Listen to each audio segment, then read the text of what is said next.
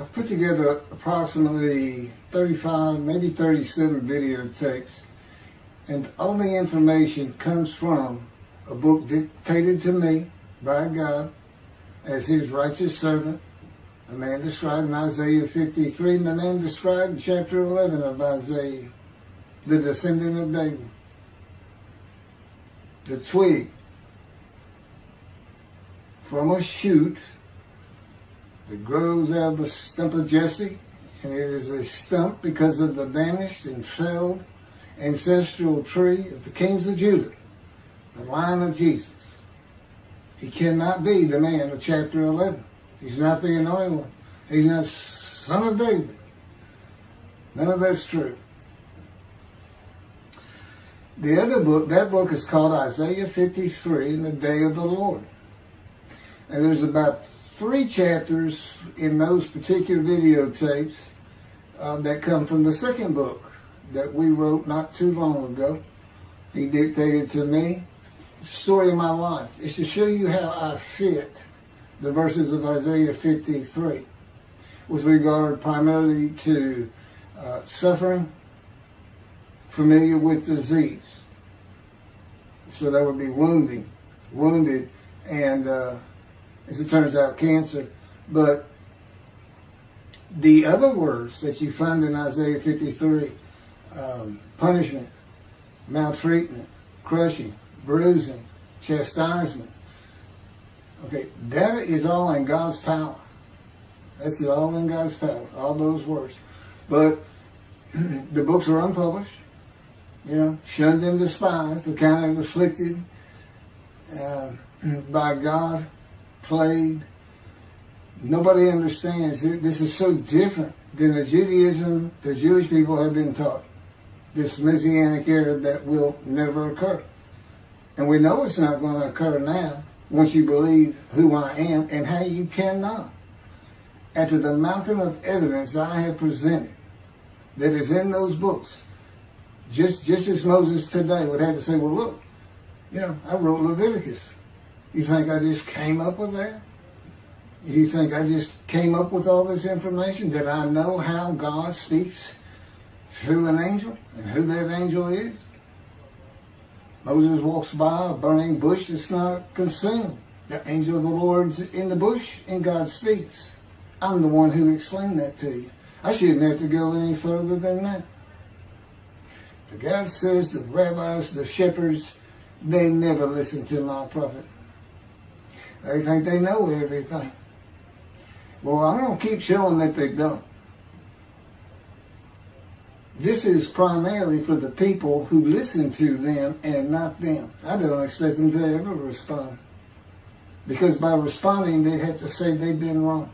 Or that's just not what we believe. And so they won't change. The bottom line is they make money on it. That's the bottom line.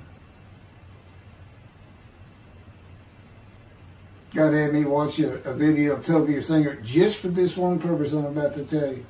He said, watch him raise his hand. He raises his hand to do his hair or rub his nose or something, and it's this big, fat gold watch.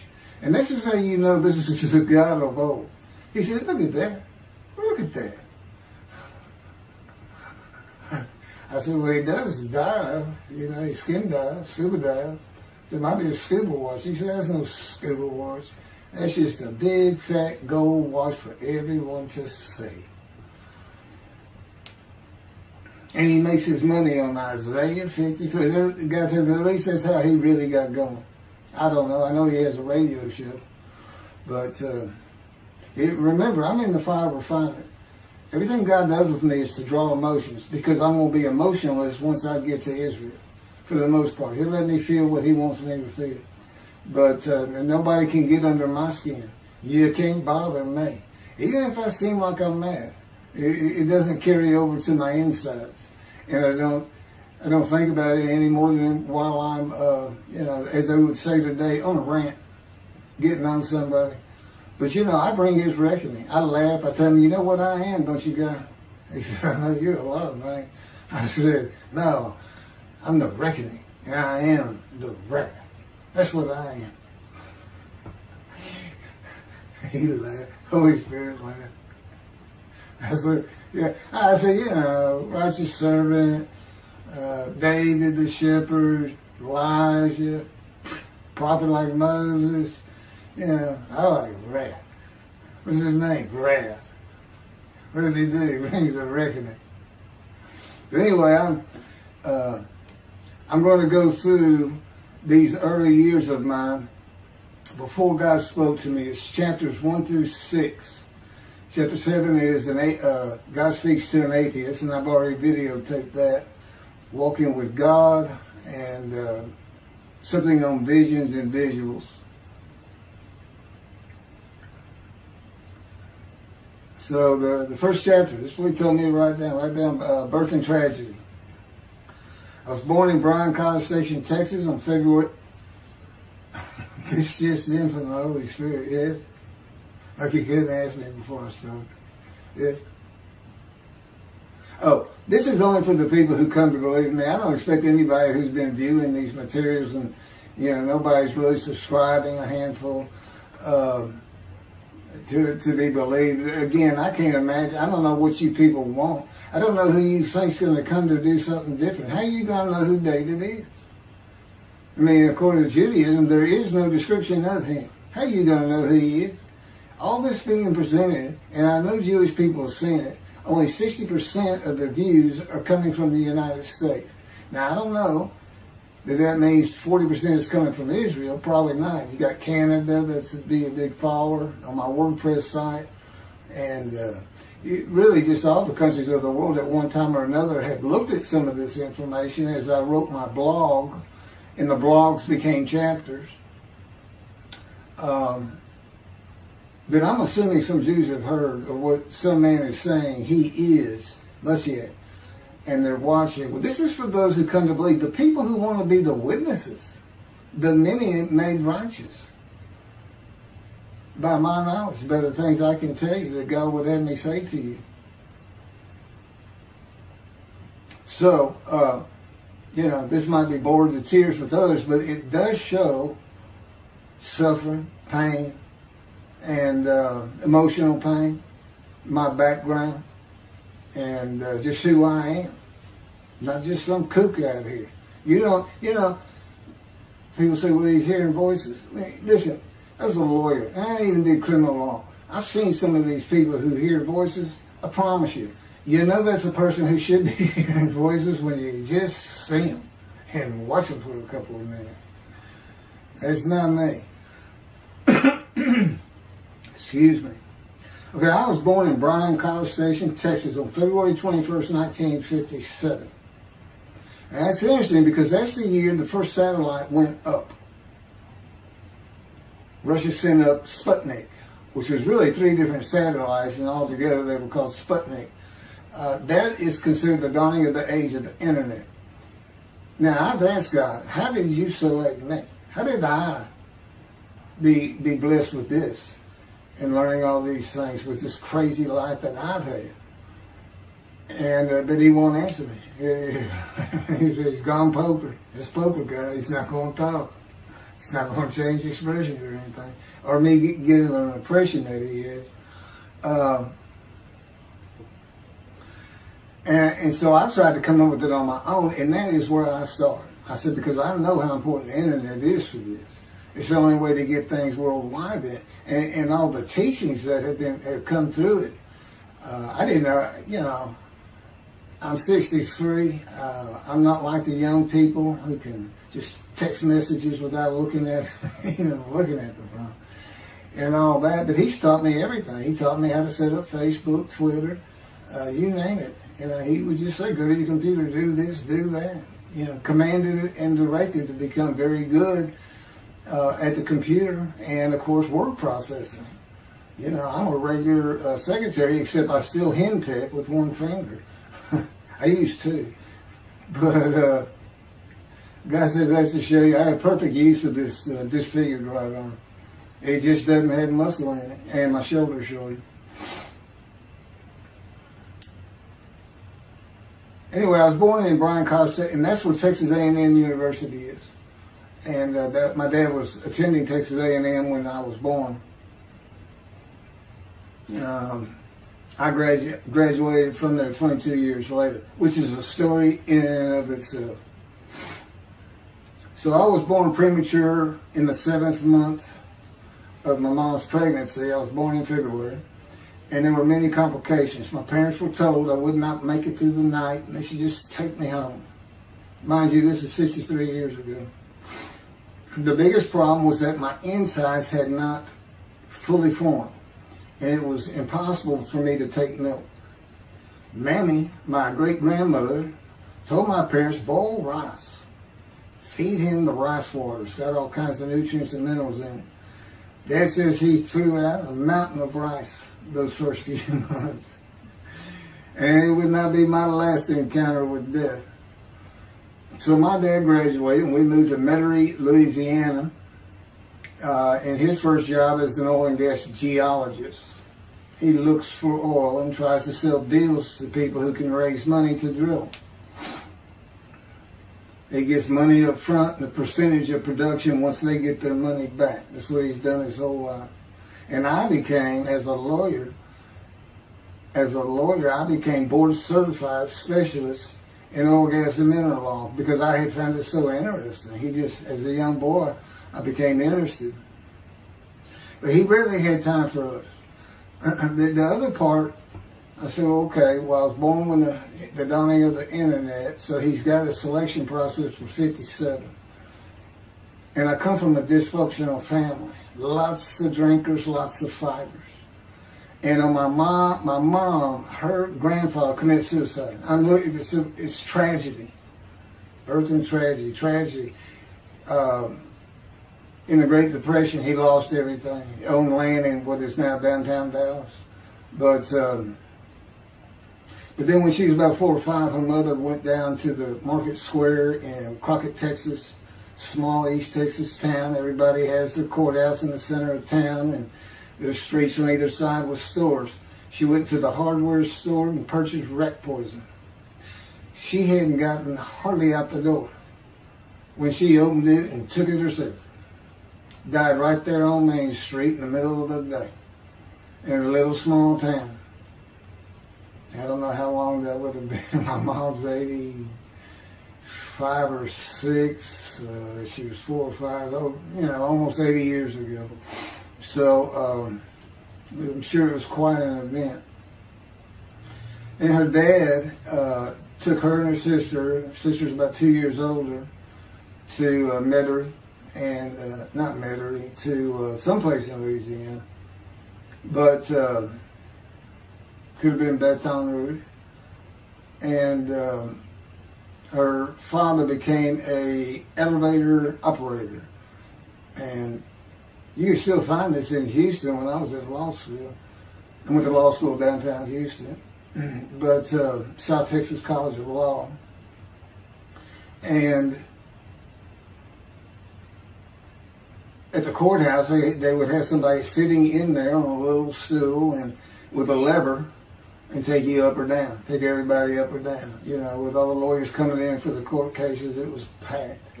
I'm sure they've done away with it by now.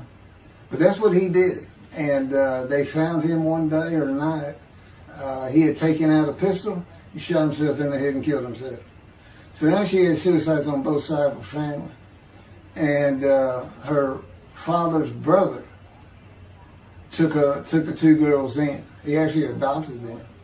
And when she was about 10 or so, I believe, she's with him out in some shack in East Texas. And, there's not any phone in this place. And he took a shotgun, and I'm sure he'd been drinking. They're all known for it. And blew his head off right in front of her. I mean, that's all the circumstances I know about it. It doesn't sound like a good scene at all, but it scarred her for life. Okay, we've been taking care of her from the get-go. My father amazes me to no end. What he has done to care for her. See, they knew that was his sweetheart. Eventually, now at 10 years old, that's who he married. And they're both from Crockett, Texas. Small town people. I still take care of them. They've taken care of me for 10 years. God took me from society. He made me quit law. terminate my law license in Hawaii and Texas, and took me into poverty. I've been in poverty for 13 years until I just now filed for Social Security early. But I give them more than 90% of it to make up for everything they've given me for 13 years. While I'm in God's fire of refinement, learning everything I need to know. And I have learned much. There ain't any question.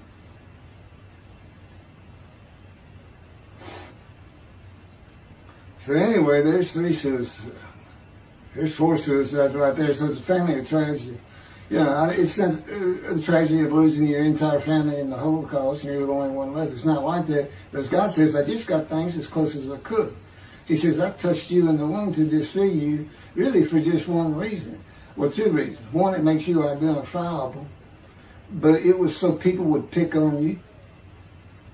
I wanted people picking on you because that's what happens to young Jewish boys. Just for being Jewish. Just for having a disfigurement. People will pick on you. I've told him since, I don't even really recall many people saying anything to me. He said, that's because you look like you crawl all over them if they did. And I did. I was always just say something, anything. It's just the way I was just angry inside. And God's taken all that away. But I can still go on a good rant. But, and then my mother in the 60s, young people may not know this, but that's when, you know, the Woodstock and marijuana, LSD, everything started getting big. And at the same time, doctors were just handing out pills left and right. Valiums, painkillers, Percocets, you know, just asking for it. They were writing scripts. And I know today they put a lockdown on that, but she got heavy into it and drunk all the time. I'd have to come home from school and stay with her. And she became such a different animal, a different person when she drank. She became a little girl, you know, and having your mom act like that and slobbering, and, you know, I'd go in there to be Valium dripping out of her mouth with a bottle of booze by her. So it was an ugly scene. And so I came from a dysfunctional family, so I think God wanted that. And He's there with me from my first year to make sure that I live a life of suffering. He orchestrated many of my wounds. And He's taking me back in vision to see these things. And His visions, one thing you don't pick up in the Bible, when I say Bible, I'm talking about the Jewish Bible, the Hebrew Bible, that's not, unless I say otherwise. Which is like when God says, my peoples. If He just says my peoples, He's talking about the Jewish people, the chosen. I mean, He may say the peoples of Moab, or just by the context, you know, He's referring to another group. But that comes up all the time. So to add to that, she tried to kill herself a few times. And when I was 10, my dad was at a Texas A&M game in Dallas. And I know it was 1967, so I was 10 years old, because I'm very familiar with that particular game. It was against Bear Bryant and Alabama Crimson Tide. And he had coached at Texas A&M. So as you can tell, me and my dad are big Aggie fans and football fans. But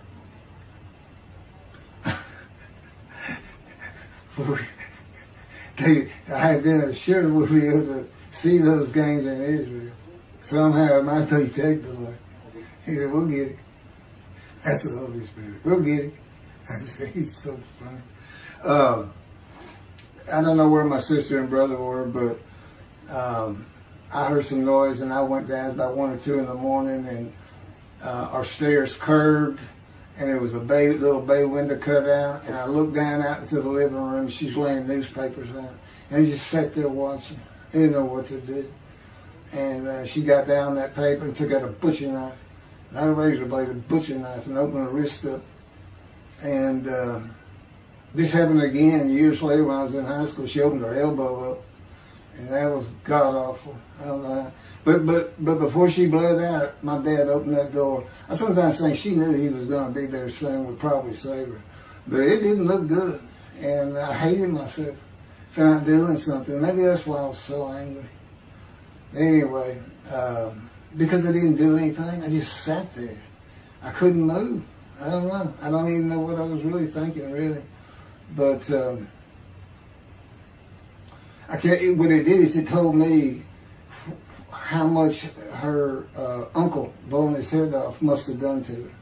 That must have, it really hit you. I had nightmares my whole life, but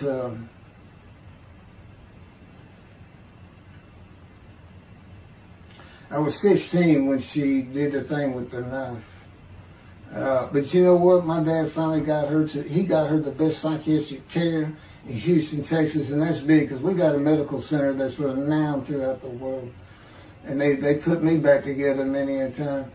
And she never did that again. And the amazing thing is how different she is in her very advanced old age. I mean, it's like she was never that person of the 60s and the 70s and the 80s. I don't know how my dad survived it. I'd have never stayed. I'd have taken the kids and said, try to find us. But he's not like that. I've never seen two people who love each other so much. It's crazy. But anyway, I was married for 20 years and we weren't like that at all. We finally divorced for irreconcilable differences.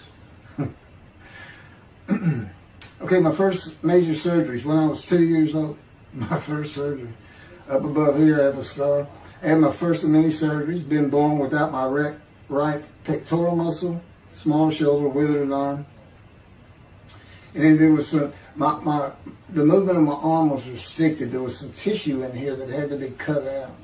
So they opened me up and did that. I was born right-handed, but I do everything left-handed. Except for light things, like I shoot a basketball right-handed.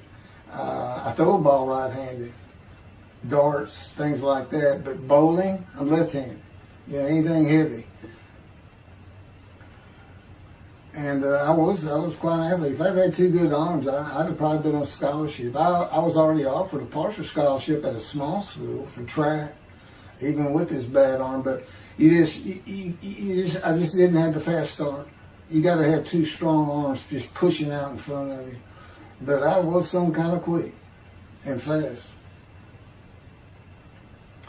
So, we moved back to Houston to a place called West University, a suburb. And this little story, I don't even like telling it, but God tells me I have to. And he had something to do with it. But I'm not going to go into that part of it. So anyway, I had decided when I was in second grade, I was tired of school, didn't want to go anymore. I don't exactly know why. I just know I said, that's it, and I'm not going. Dad came to get me up and take me to school and told me I'm not going. And it was on. He was going to get me there. It took him about an hour to get me to the car. Fighting and screaming and running around, and hiding, getting under bed. You name it, I was doing it. And anyway, he finally gets me to the school, but he's too tired. He wasn't even going to try to get me out of the car by himself. So he get out, and he goes and gets the principal. Now, my dad's about 6'2", but he's real slim. And but he comes out with his principal, who's taller than he is, and he's a hefty guy. He's burly. Anyway, so they come, they said, get out of the car. I said, I'm not getting out of the car. I'd already locked the doors.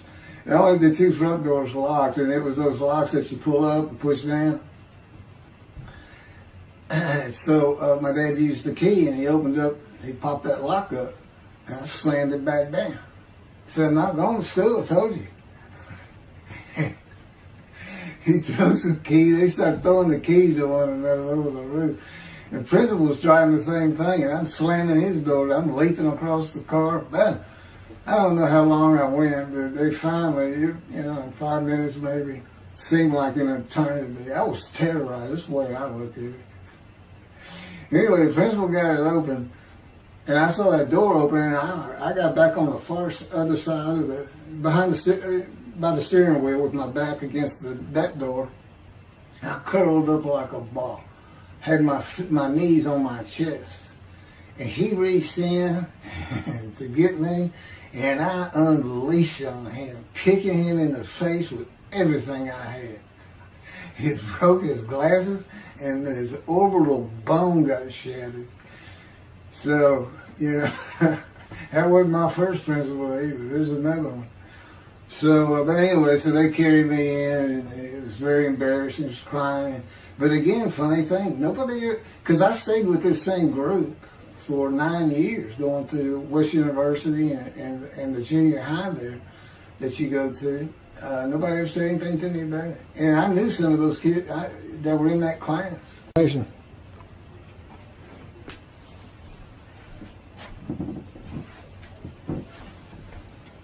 My camera only goes for half an hour. I can see on the screen that I had pointing towards me that when it runs out, I have to turn it off and turn it back on. But anyway, that ended my fight with my first principal.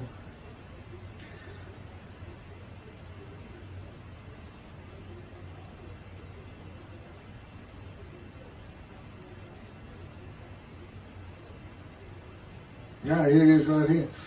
I just got to help me put these together. In the 10th grade, the principal of the school told me to cut my hair. You know, I had long, blonde, wavy hair, well past my shoulder. Again, this was, I graduated high school in '76, and this has been junior high, so it's in the early '70s, but it felt like the '60s still. And I kept it in a ponytail. It was neat. But it was a school-wide policy. I think I was one of the last people to cut his hair. I was hiding all the time. I was always on the alert for the teachers that would turn you in. But I went and got it cut. I told the barber right at my collar. Sat there in the chair and cut it right at my collar as I was instructed to do. And then I was commanded to return to the principal's office. And so I presented myself to him. I sat down in the chair in his office, and he gets up, walks behind me, and grabbed me by my hair, back of my head, and jerked my head back fast. And said, "It's still over your collar." Now, I don't know if I did a backflip out of that thing. I can't really recall. But what I do recall is it took 3 people to get me off of him. And I was permanently expelled from school, which ended up me leaving home. It wasn't a runaway. I'm just out of here. I'm tired of everything and everybody. I ain't going to school ever again. Hate school, always there. That was me. Yeah, they had to pull me off of him. I understand through a friend of mine, he said, "You know, my brother went to that school. He had some stories about that guy." I told the guy, I said, "It wasn't me. It's him." Second major surgery came when I was 12 years old to try and repair my right knee and just below it. I was running full speed in a field. High grass and weeds with a family dog. And God says he had something to do with what the dog did. For no apparent reason, just suddenly he was running at my side. And he just bolted, he just stopped going straight, took a hard left and went right between the legs. I go sailing in the air and I came down on my knees, except my right knee came down on a broken Coke bottle, Coca-Cola. And they used some thick glass back then. It was stuck nose down, way down. It was all broken up, but it was the bottom all jagged that my knee just, they said it went to the other side of your knee. They said, "You got that whole field in your knee."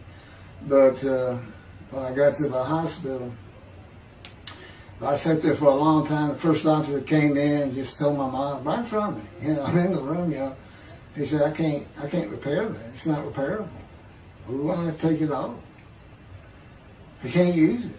And I already knew that because as I started screaming and yelling for my dad, he finally came back. This field was behind our house. There was a chain link fence, and then the field. My dad finally heard me. He got over. He saw the blood, and so all of a sudden he's scared to death. I'm going into shock, and he got me to put my arm around his neck, and he said, "Can you walk on it?" And I tried, and it just collapsed. It was useless. It was awful. And then I had to climb over that fence, and my mom was going crazy and screaming and crying. And he had to go take care of her. I'm sitting in his bathroom with my leg all opened up, and I'm just getting sicker and sicker, nauseated, scared. I was a cripple. And but anyway, they get me down to the hospital.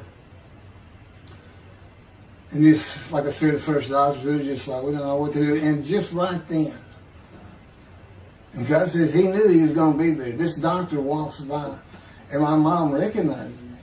And she goes, Dr. Kane. And she runs out the door. Well, this is Dr. Kane. Her Mamie that I mentioned earlier, in her old age, very old, maybe been in her 90s, I don't know, late 80s, but living with her sister, broke her hip. And this doctor repaired it. This is a long time ago, people. Repaired it, and she actually walked again with a walker. I remember. But that's who this doctor was. And she said, my son, they're going to take his leg off. You've got to come look at it. And this Dr. Kane actually became the medical doctor for the Houston Oilers. He repaired many in the before and after me. I guess that's what he specialized in. But he was there at the hospital just to do rounds. He wasn't dressed for surgery or anything. But he came in that room, and I mean, he was livid when he looked at my knee and knew how I'd been there for like 5 hours at this time. And he just started barking orders about getting me prepped for surgery, and he takes off to go get prepped. And they literally ran me down to surgery in a gurney. I mean, they were trying. This kind of fear he put in everybody. Anyway, I was in the hospital for weeks, and I woke up with my leg. I was glad of that. But I had a cast from my hip to my ankle. And he told me, when I finally was being released, he said, if you put any weight on that leg, you'll never walk again. So, I can't remember, 6 weeks. I don't know how long it was that I had that cast on. It wasn't my first cast, it wasn't my last. Or maybe it was my first, but it wasn't my last. That's another story. We're not getting very far. There's 6 chapters. I'm barely getting through the first one. But what I'll do is I'll just do 6, just like I did with Isaiah 53. I did 6 or 7 videos, 7 I think.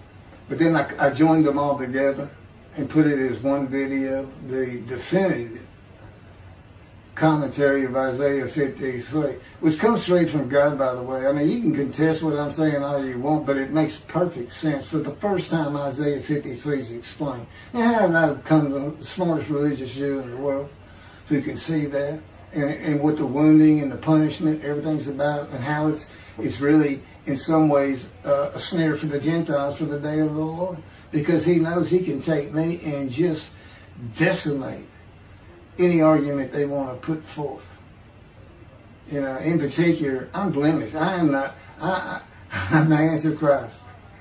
In that I am the exact opposite of Jesus Christ. Okay? He's so smart, he was teaching synagogue at 12. Supposedly he was a perfect, beautiful man. I'm disfigured. You know, I'm not bad looking, but I'm not, I'm not Brad Pitt or anything. Anyway, and sinner, I was, I told God, well, I wasn't an habitual sinner. I was a good person. I was good to other people. I was very compassionate. I said there was already a lot of humble in me. I didn't laud myself and the things I could do over others. Like being the fastest guy on top 5 at school and the fastest in the neighborhood. I didn't brag on myself. But as he took me back through my life and informed me when things were sins, it just seems like I touched on all of them. And if murder in your heart is actually committing that sin, as the Christians say, I don't really go with that, but then there's really not much I've missed. So I'm a sinner. And, all Jesus can say is, well, I'm a sinner too. I lied. All you got to do is read the scripture in the Gospels. You see where I'm lying.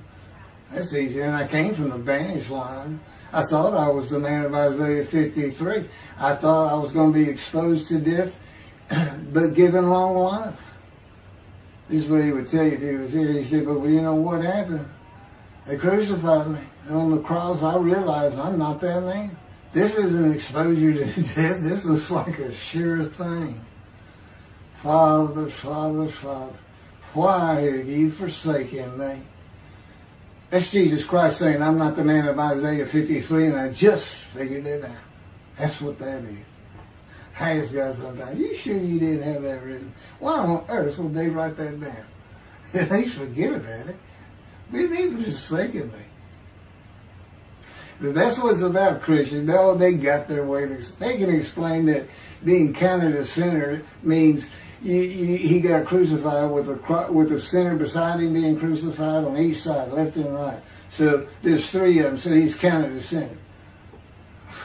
Okay. You know, it's supposed to be descriptive. We're supposed to be able to find a person to do. You might tell Judaism the same thing. You know, this is to find somebody.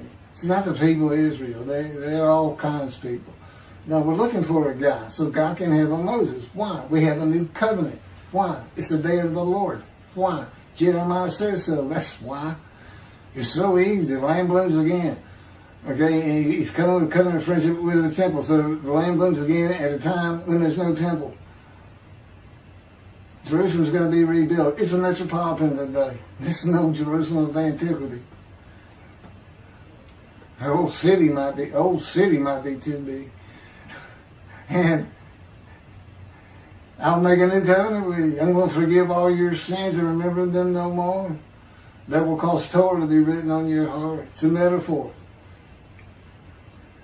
Let's think, when did he do this before? Oh, that's right. Assyrian Babylon exiles, Isaiah was writing for. God said, I forgive your sins, remember them no more. They became a holy seed, and what they did? They built the second temple. What are we missing? The third temple. It's so easy. So it is the day of the Lord. There ain't any question of that. I'm just telling you it started with the Russians. So that Sputnik, those old riskies. And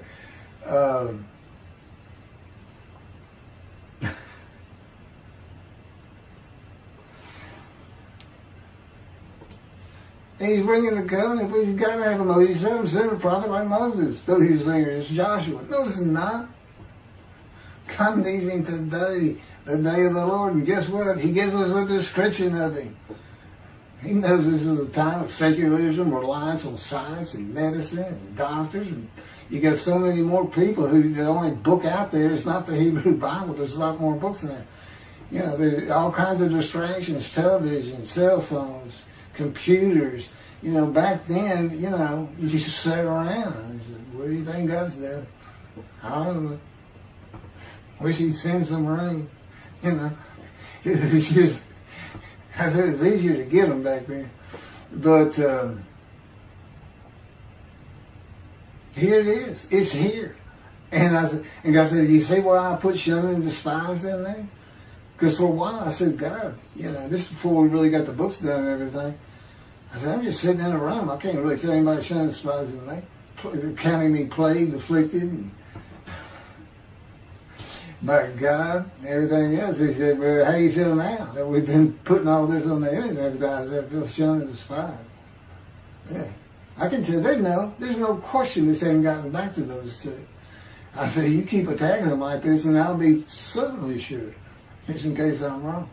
But, because he won't actually tell me, he won't tell me anything, this is a rule of thumb, he won't tell me anything that I cannot find out or become knowledgeable on or informed on of my own, which means about nothing because we're in a room all the time.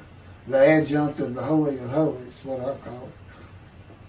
I live in the Holy. I'm like the priest who can, the only person who could go into the Holy of Holies was the high priest.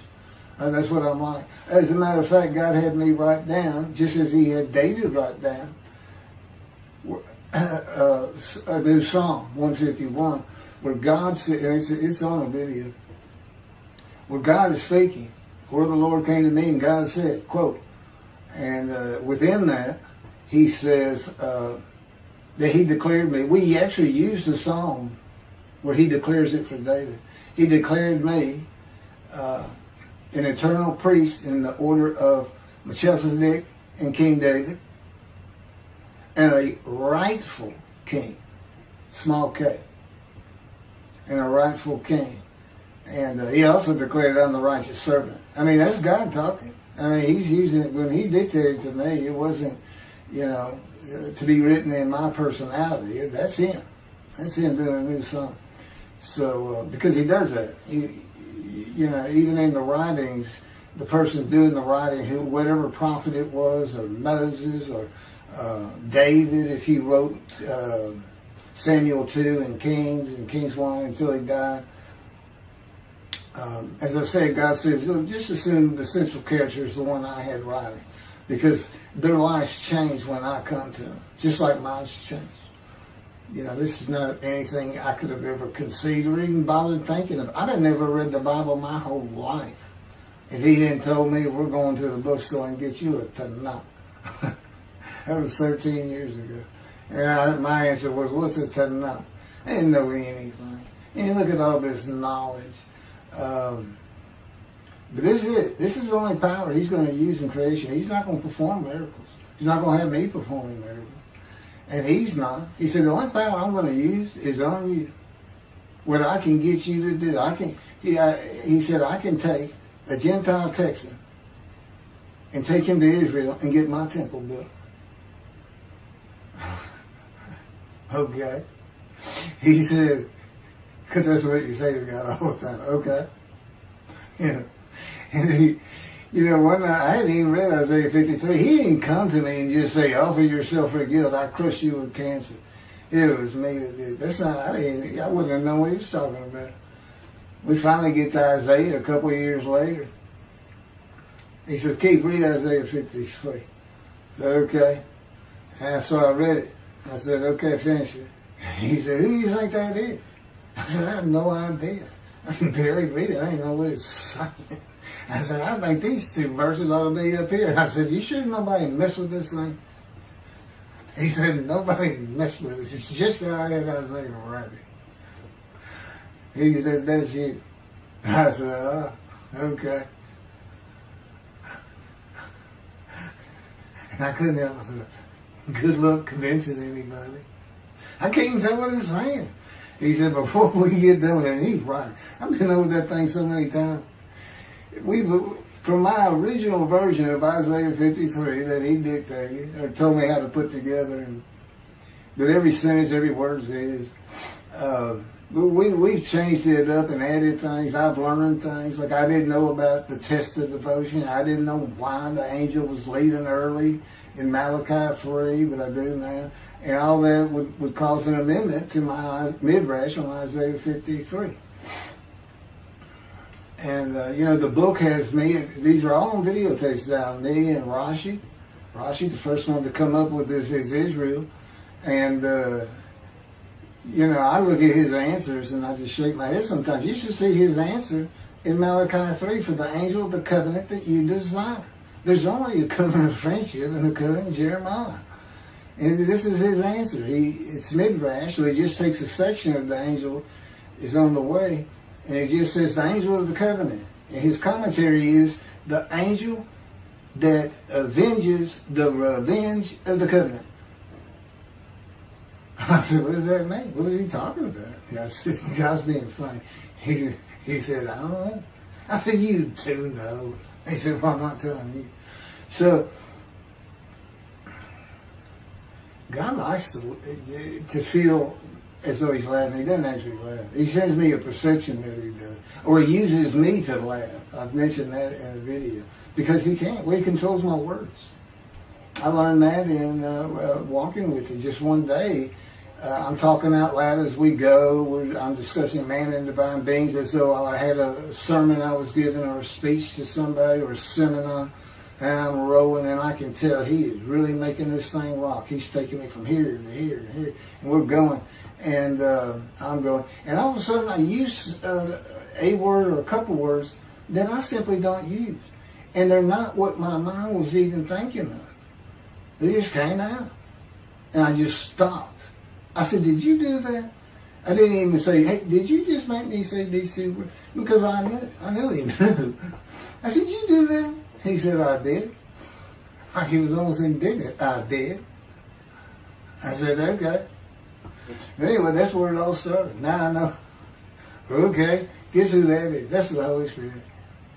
Using me. He doesn't sound like that. But he'll use words like that. Said he's getting bored. They like to cut. Let me just say this. This is part of God you don't know. And it's not all the time. It's some of the times we do tend to get kind of silly in here. But, they do things after a while. I'm like, I feel like a kindergarten teacher. And I got two of those kids that you just shake your head at. She said, this is a handful. These two are nothing but trouble. Always fooling around, looking for a laugh. And the Spirit's always working in heaven, death. God laugh, as it were. Again, he doesn't actually laugh. It's a perception that's his emotion. If God has any emotions left, because worrying about other people's pain is not one of them. He made that clear to me. I don't care about your pain. And just saying it makes you mad. He says, see him drawing anger. And he'll do so many times over and over. He says, it's easy because now it irritates the fire out of it. He just started. I said, how do y'all keep doing this stuff? And one day I told him, I said, I got it. Which means it actually came from them. I got it. You never grew up. You never got sent to your room. You never had to climb that mountain to achieve something. Put yourself out there. Nobody's ever whooped you. He said, I said, that's what it is. You never grew up. That's what it is. Yeah, I'm dealing with the child God. That's what I'm dealing with. That was my argument. And then he came down as mean, very serious, mature God. And I didn't bring that argument up anymore. But that's how it gets with me sometimes. It's an incredible lot. For me, I'm not going to get to him. I guess I'm at the end. I'm getting close to when I got shot. I thought that was a new chapter. Oh, it's not. Well, I'm going to put it, this is getting long. Anything over half an hour, we try to stop. Now, my Isaiah 53 is 5 hours. But, you don't have to watch it all at one time, of course. He doesn't hardly let me watch it. Yeah, I don't even watch them before they get posted. He said, no, you watch it later. Because it comes on my TV that he got me. And I didn't know at the time it was going to be, that he was serious about doing videos. And I certainly didn't know about making it a backdrop. He decides everything. He tells me when to eat, when to get up. I don't sleep hardly at all, 2 or 3 hours a night, and sometimes less, and take a half hour nap sometimes. But I found out I feel fresh. I don't need that much sleep. He said, well, you're not really doing anything. Why do you need a lot of sleep? And see, that used to make me mad. Now I just laugh at it. Thank you very much for listening. I'll pick this back up on another video, and eventually I'll put these first 6 chapters, just like I did Isaiah 53, because it's a book that he dictated to me. I can't get it published. I'm going to put it on YouTube. That's why I'm reading it. And as I said, if you don't want to listen to it, don't listen to it. But the information that's in these books and in those videos is, that's my proof. And quite frankly, God says that that's not enough for them, well, that's just too bad. Utter destruction is what they end up getting. They better learn how to listen to the prophet. See, it's no different than the people back then. You'll say, well, why didn't they listen to Isaiah? Why didn't they listen to Ezekiel? Why didn't they? They laughed at Ezekiel. That's what Rashi says in his commentary. I didn't know it was laughing at him, but they just ignored him. Everybody thinks they know it. But in any event, I do know there's one chapter we haven't put in there, and that is recognizing a prophet in the talent. It says Moses vouched for Joshua, so he didn't have to be tested. Now, the problem with all that is, and I think why God hadn't had me put it on video, is that they're looking for a seer, somebody who can see the future. But see, that's antiquity. I mean, that's not what you're looking for today. Moses wasn't a seer. And none of the prophets were seers. They just wrote down what God told them to write down. God's the prophet. Is the one making prophecy. And what he does, he doesn't actually just, quote, see the future. He walks it through. He says, okay, right here is when they're going to send up a satellite. This is where humanity will be at that time. He can walk it through in his mind. As I mentioned, his eyes, he doesn't have them. It's just his absolute knowledge of all things. He can form a picture of this room. Me, it's in here. He knows every atom of my body. And it's like he does a vision for himself, a visualization. It's what I call when they put pictures in my mind. He says, and he puts it into the spirit's mind. And they're both within me. You know, the big cloud that just came down. If you're sitting in a room with me, it envelops you. But it engulfs me, it goes through me. My little spirit cloud becomes part of the big cloud. That's why God is in his spirit. Here's the elements of spirit, here's the elements of God's presence, his mind. Two clouds, they just come together, they can be together. Okay, but God's still one. He created the other cloud. And then in this room, filled with them, my little spirit is like a little cloud that just came in and part of it. That's who I am. That's a man in divine beings. Okay? No, it's like nobody's really expecting it. Well, maybe it's because you didn't know these things. And now they want, I get the feeling, shunned. Shunned means I'm not looking at that. It sounds like a kook. We by faith, by the fundamental principles of Rambam from the Talmud, from his diagnosis of the Talmud. Why don't you do your own? Why don't you throw the Talmud out and learn some new stuff? Why don't you get out of antiquity? Every religion has an end times like that. Every religion ends up with utopia for its people. Everybody. Well, don't be like everybody. You're the Jews. Throw that out. Let's get practical. Let's have God in our midst again, in a man like he was in Moses. Let's point at him and tell the Christians that is the man of Isaiah 53. Here's what it's about. God said he's coming back. He told us, we're not waiting on him like you. And he said when he was coming back, he false prophesied 5 times. He ain't coming back. He wasn't who he thought he was. He told us on the cross. I'm not the man of Isaiah 53. He tells us. Well, what else was he doing? Father, why'd you forsake me? I'm about to die. What do you think he's talking about? What do you think he's thinking about? He's not supposed to die. He thinks he's the man of Isaiah 53. So do they. It's mind-boggling because I'm the man. And there's nothing about me that says Jesus Christ. Nothing. You should hear me cuss God. I cussed him trying to die. I begged for death 1,000 times. He said, it's not been 1,000 times. I said, it's been hundreds. He said, well, that's true. You have cursed me more than any man in the history of mankind. And he said, and you did it face to face. And I said, you shouldn't make me so mad. He laughs, y'all. He laughs. When I'm cussing him, he makes him laugh. And oh, you're kidding, that story? He gave me his perspective. This is how he did it. He said, Keith, imagine you created ants. And ants are living beings. In other words, they can think and they have emotion. Okay, you get a great big ant farm over here in your room. Okay, you decide you're going to get one ant to get all the other ants to do stuff. But you got to get him ready. And you get him ready the way I'm getting you ready. Now, he's mad at you. Right? I said, yes. Yes. And he said, now, imagine, I'm always laying in this bed. I got a big table. It's got a microwave on. I put my computer on. I got a big fan I like to have on. And he said, look over at that table. Now, imagine that ant got loose. And he is crawled up. And he is standing on the corner of that table. And he is giving you the what for in ant language. I mean, he's going. And he's turning around and shaking his butt at you. And he's cussing. And all this. And all you got to do is go bump. And he's gone. I said, that's funny. And it is. And that's how that's what it does to him with me. You know, the spirit will rile me up. I call him a troublemaker, troubler. He's so funny. But God's so humorous. There's a difference in their humor. Okay, that wraps up. I'm told that does wrap it up. I'm going to pick up a gunshot. I guess it was worse than the accident to my knee. They ended up opening me up from between my breast and my pelvic bone, and now it's been 3 times.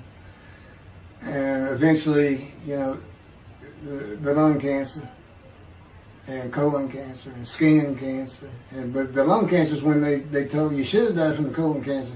He said, but this is it. We can't treat that. It's too advanced. You're gone. And prepare to die. That was 20 years ago when the planes hit New York. It was the planes hitting New York that got me up off the ground one last time to see one more doctor.